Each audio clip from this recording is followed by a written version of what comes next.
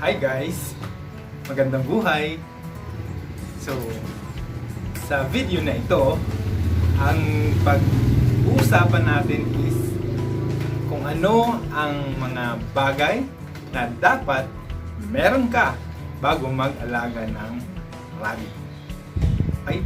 So, for that, kung ikaw ay bago pa lang dito sa ating YouTube channel, please do subscribe, like, and share. And hit that notification bell button para sa mga susunod nating video is ma-notify ka, update ka. Okay? So, let's start!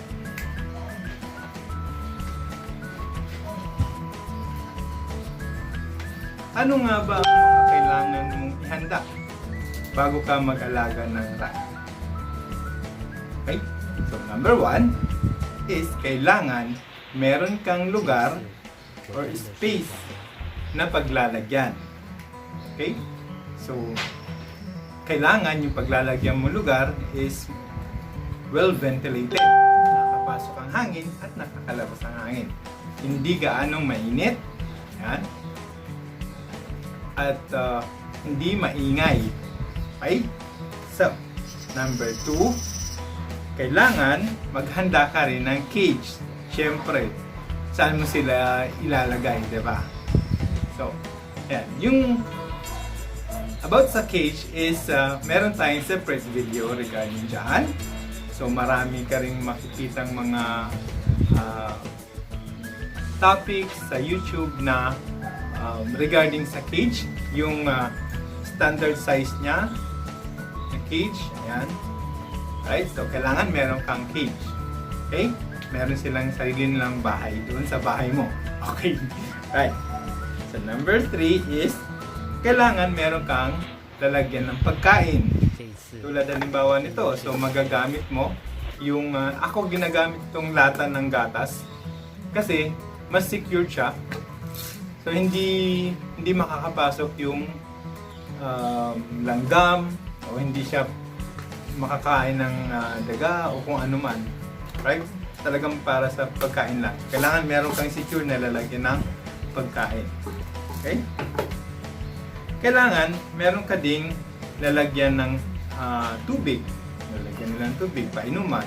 So kung wala ka pang automatic na water system sa kanila is pwede kang gumamit ng ganito. Ito ginagamit ko kasi makunat ka, matigas. So hindi siya nangangatkat ng rabbits natin. Okay? So kung meron kayong clay pot, yun, pwede nyo rin gamitin yun. Basta meron silang malinis na lalagyan ng tubig. Okay? Kailangan meron kang record notebook. Siyempre, sama mo na ng ballpen. Right? So sa record notebook na to, dito mo ngayon ilalagay yung mga details ng iyong mga alagang rabbit. Okay? Kung kahit yan ay dalawa or ilan, at least meron kang record na para sa kanila. So, ituturo ko din sa inyo kung paano gumawa ng record book, no? O notebook para sa ating mga alagang rabbit. Okay? Next is, kailangan meron kang kalendaryo. Okay? Napakahalaga ng kalendaryo. Tulad dito, nakikita nyo. Ayan. Dito sa kalendaryo is, dito ko linalagay yung mga dates, mga mahalagang date. Dito ko din sinusulat araw-araw kung ano yung pinapakain ko sa kanila, kung ano yung vitamins na binibigay ko sa kanila. Okay? Kung meron kang mother doe or kung kailan siya nag-mate, i-back, yun. So, syempre, susulat mo dito yon, and then para masundan natin yung 70-day cycle, no, na tinatawag pagdating sa breeding ng rabbit. Okay? So, napakahalaga ng kalendaryo. Right? So, okay? Okay? Kailangan din meron kang handang mga pang first aid, no? Lagi kang handa. Meron kang mga gamot tulad ng halimbawa ito, dextrose powder. So napakahalaga nito, no? Lalo na sa pag na-stress or magtatae, yun, pwede natin itong gamitin. So meron din tayong separate na video regarding dito sa dextrose powder. Paano siya gamitin, paano siya ibigay, okay? And kailangan meron ka ring vitamins. So, dito sa rabbit rin natin, ginagamit ko si LC-Vit. So, LC-Vit, baka naman! Okay, so kailangan natin silang i-vitamins. Kasi sa kinakain nila, hindi natin masasabi na nandun lahat na kailangan nilang vitamins, no? Na kailangan ng katawan ng alaga natin. Okay? At kailangan din meron kang naghandang Ursiflora. Okay?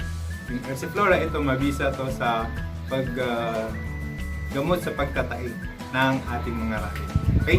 So meron tayong video regarding sa paggamit nito. Okay? So view nyo na lang din, panoorin nyo. Okay? And then, kung wala kang mabilhang Ursiflora, is pwede ka rin gumamit ng Diatops. Ayan. So, Paramite. Ayan, Diatops. Baka naman! Okay? So, pwede natin gamitin sa rabbit yan. Kailangan, meron kang syringe. Okay. Ito yung 1 cc. And, ito naman yung 3 ml. 1 ml, 3 ml. Yun.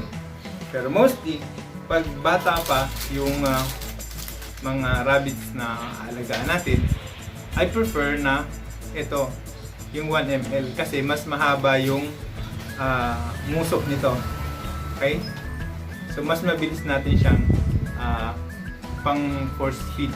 Especially sa mga maka-experience tayo ng may sakit na rabbits, kailangan i-force feed.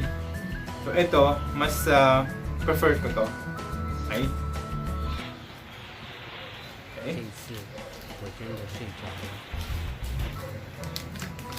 Yun. Kailangan, meron ka ding toothbrush. So, ang toothbrush na ito ay gagamitin natin para pang linis ng cage. Kasi ang rabbit ay malinis sa katawan. Gusto niya yung malinis din na lugar. So, yun. So, tandaan na, sa rabbit ito. Pero, rabbit cage. Hindi sa rabbit mismo. Hindi para itutbrushan sila. Okay? So, yun. And lastly, kailangan meron kang time para alagaan sila. So, hindi lang na ngayon, okay, sige. Bili tayo ng rabbit. Ang cute-cute, ganyan. Tapos pag nandyan na, pagsasawaan mo na, tapos hindi mo na siya maalagaan, eh kawawa naman. Diba? So, yun. So, sana may natutunan kang dito sa ating video. May napulot kang aral. Okay? So, thank you. And for those na nag-subscribe na sa ating YouTube channel, and maraming salamat. And kung ikaw hindi pa nag-subscribe, subscribe ka na rin.